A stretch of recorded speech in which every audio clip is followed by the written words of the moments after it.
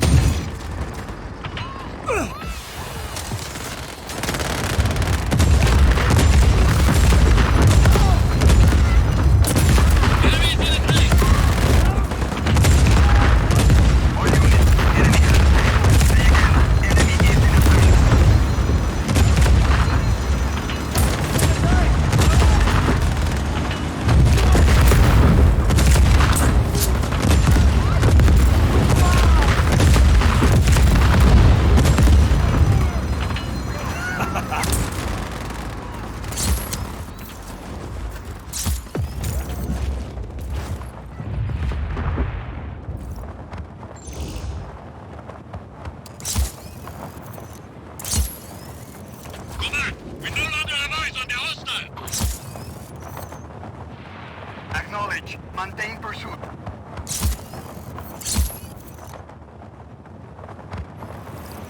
Mira, small outpost, not heavily guarded. But there's an elevator that goes into the ground. That must be La Mazmorra.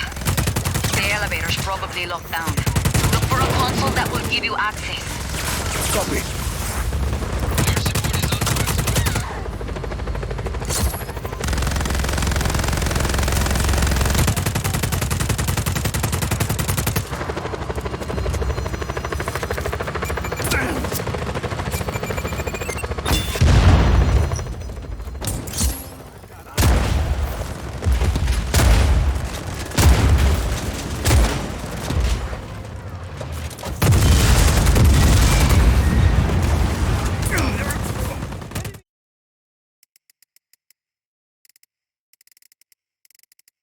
You should be near La Mazmorra. That's the prison where you think your uncle is? See. Let me know what you find at those coordinates. Keep at it, people!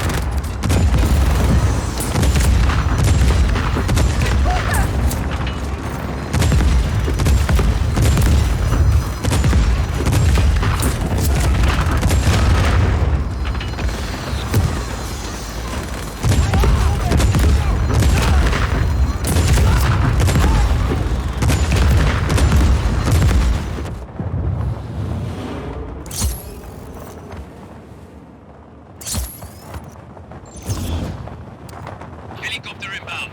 Heading to AO. No visual on target. Command, supplies. Acknowledged. Target is at large. Re-establish visual.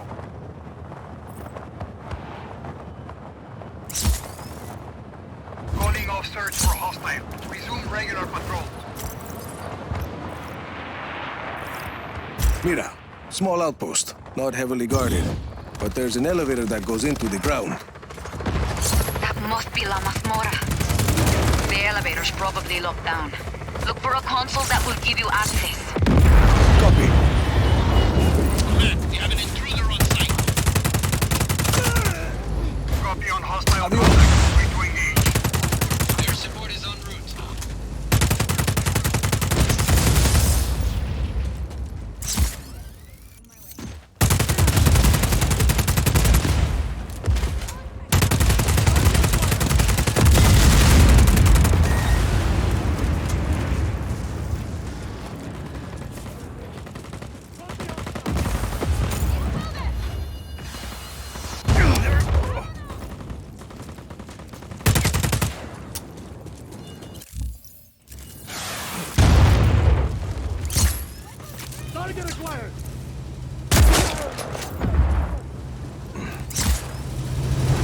Yeah, that'll do.